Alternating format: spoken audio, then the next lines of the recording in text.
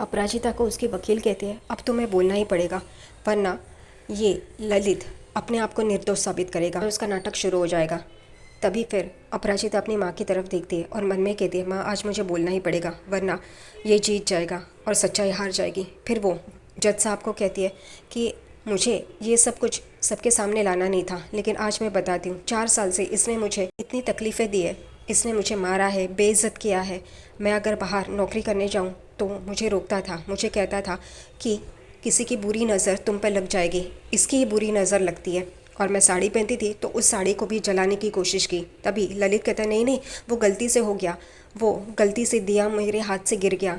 वो कहती है, अच्छा सब कुछ गलती से ही होता है, मारा गलती से, दिया गिर गया गलती से, सब कुछ गलती से तुम्हारे साथ ही क्यों होता है, मेरे साथ क्यों नहीं होता कभी। ये सुनते ही ललित एकदम चौंक जाता है। वो उसके वकील के पास देखता है। यहाँ पे उसका वकील उसे शांत रहने के लिए कहता है और कहता है, ये बेबुनियाद आरोप लगा रही है और ये गलत है। यहाँ पे अपराजिता की वकील कहती है, ये बेबुनियाद आरोप नहीं है, जो मेरे क्लाइंट ने सहा है वो ही बोल रही है। और वो अपराजिता को बोलती है, बोलो और बोलो। यहाँ पे ललित नाटक शुरू कर देता है, मैं तो अपने बीबी जी से कितना प्यार करता हूँ और ये देख के ना और रोने लगता है। यहाँ पे जज साहब कहते हैं कि इसे पानी पिलाओ। और फिर यहाँ पे वकील साहिबा अपराजिता की कहती है, बोलो अब बोलो। और अपराजिता भी ललित के नाटक शुरू हुए हैं ये समझ में आता है, इसलिए वो बोल पड़ती है कि इसने मुझे तकलीफ़ दी है और मैं इसके साथ रहना नहीं चाहती। ये वो सब कुछ बता देती है जो ललित ने उसके साथ किया होता है। लेकिन फिर ललित का वकील कहता है कि ये डिवोर्स इसलिए चाहती है कि इनके बॉस के साथ अफेयर है। ये सुनते ही अपराजिता और उसके घर वाले एकदम हैरान हो जाते हैं। ललित और उसकी माँ तो बड़े खुश होते हैं। यहाँ पे दूसरी तरफ रक्षित यहाँ से वहाँ, वहाँ से यहाँ अपने केबिन में कर रहा होता है। तभी दुबे जी आते हैं। तभी वो कहता है, दुबे जी अपराजिता को आज फुल डे ऑफ दे देना, क्योंकि उसकी हियरिंग है ना, तो पता नहीं कितना टाइम लगेगा और वो परेशान होगी। वो कहते हैं ठीक है। तभी यहाँ पे रक्षित कहता है, ऐसा कौन सा भगवान है जिसके पास प्रार्थना करो तो फल मिलता है और वो भी तुरंत। यहाँ पे दुबे जी कहता है, ऐसा कुछ भी नहीं है, लेकिन आप बहुत अच्छे हैं, आप जो भी करोगे वो सही ही होगा, अब टेंशन मत लो। वो कहते हैं ठीक है। ललित के वकील अपराजिता के कैरेक्टर पे लांछन उड़ा रहे होते हैं। वो कहते हैं कि इसके बॉस के साथ अफेयर है। यहाँ पे अपराजिता की वकील कहती है, क्या आपके पास कोई सबूत है या यूं ही बोल रहे हैं? क्योंकि जब अपराजिता ने अपने पे हुए सितम के बारे में बताया, तभी ललित के वकील कहते हैं, इसका क्या सबूत है? किसी ने देखा या किसी ने आपको बताया? तभी वो कहती है, नहीं, मैंने ये किसी को भी नहीं बताया, अपने घर वालों को भी नहीं बताया। फिर उसे वो ब्रेसलेट पे हाथ रखती है। तभी याद आता है कि रक्षित ने एक बार उसके हाथ पे चोट लगी हुई देखी है, इसलिए वो कहती है, हाँ रक्षित भारद्वाज। इसी वजह से ललित के वकील रक्षित भारद्वाज और अपराजिता का अफेयर शुरू है ऐसे बोलते हैं। और वो सबूत के तौर पे एक इन्वेलप में से फोटोज निकालते हैं कुछ और सबको दिखाते हैं। सब लोग देख के चौंक जाते हैं। अब ये ऑफिस के अंदर की फ़ोटोज़ कैसे मिली ये समझ में नहीं आता।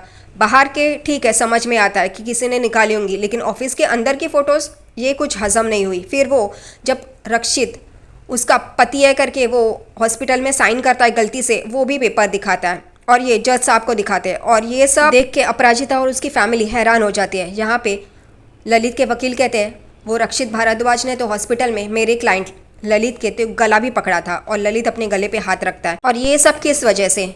क्योंकि वो अपराजिता से प्यार करते हैं, अपराजिता उनसे प्यार करती है और इस वजह से अपराजिता मेरे क्लाइंट ललित से डिवोर्स चाहती है। दूसरी तरफ यहाँ पे रक्षित की माँ तो पागल ही हो गई है। रक्षित ने कुछ कहा भी नहीं है और वो अपराजिता के घर शगुन लेके जाने का फैसला करती है। यहाँ पे रक्षित के पिताजी उसकी माँ को कहते भी है कि रक्षित ने ऐसा कुछ कहा नहीं, वो गुस्सा हो जाएगा, उसे पूछे बगैर हम लोग ये कर रहे हैं। तभी वो कहती है कि वो तो कुछ बोलेगा भी नहीं, हमें ही कदम बढ़ाना होगा आगे, वरना ऐसे ही रह जाएगा। यहाँ पे उतने में उसकी काकी आ जाती है और कहती है, यह आप लोग गलत कर रहे हो। तभी यहाँ पे रक्षित की माँ कहती है, क्या गलत कर रहे हैं? तभी यहाँ पे उसकी काकी कहती है, पहले हमने गरीब घर की लड़की की थी, तभी पता है ना क्या हुआ, अब वापस तुम वही कर रही हो, इससे अच्छा तो ईरा का रक्षित से शादी करवा दो। यहाँ पे रक्षित की माँ कहती है, लेकिन ईरा से वो प्यार नहीं करता ना, वो अपराजिता से प्यार करता है। और गरीब घर की हुई तो क्या हुआ, हमारे घर पे आने वाली है ना, तो उसके संस्कार देख रहे हैं हम, वो कितनी गरीब है ये नहीं। और वो वहाँ से चले जाते हैं। यहाँ पे ये कहती है कि मोक्ष पाने की उम्र में मुझे क्या करना पड़ रहा है, उसकी काकी कहती है और इन दोनों को देख रही होती है। ललित के वकील अपराजिता पे इल्ज़ाम लगा रहे होते हैं कि इतना ही नहीं, इन्होंने जब घर न खरीदा था तभी इनके बॉस ये रक्षित भारद्वाज वहाँ पे साफ सफाई करने आए थे। क्यों ऐसे करते हैं कोई एम्प्लॉय की हेल्प? और यहाँ पे ये सुनते ही अपराजिता एकदम चौंक जाती है। वो अपनी माँ की तरफ देखती है क्योंकि ये बात तो उसकी माँ ही बता सकती है, ललित और उसकी माँ को। यहाँ पे अपराजिता की माँ यहाँ वहाँ देख रही होती है, अपने सर पे हाथ मारती है और अपराजिता उन्हें बहुत गौर से देख रही होती है। उनकी वकील भी अपराजिता को देखती है कि ये सारी बातें इनको कैसे पता। यहाँ पे उसकी माँ उठती है क्योंकि ये ललित के वकील उसके कैरेक्टर पे सवाल उठाते हैं कि इनका अफेयर है और ये कैरेक्टरलेस है। तभी उसकी माँ कहती है कि नहीं, ये गलत है, ऐसी मेरी बेटी नहीं है। तभी जज साहब कहते हैं आप कटघरे में आइए और आपको जो बोलना है बोलिए। फिर वकील साहब अपराजिता की माँ को कटघरे में बुलाते हैं। यहाँ पे अपराजिता सिर्फ देख रही होती है उसकी माँ को, ये इसके खिलाफ अब बोलेगी क्या। तभी उसकी माँ जब कटघरे में आती है तभी यहाँ पे ललित के वकील उनसे पूछती है बोलिए आप क्या बोलना चाहती है। तभी वो कहती है मैं यही चाहती हूँ कि मेरी बेटी का घर बसे।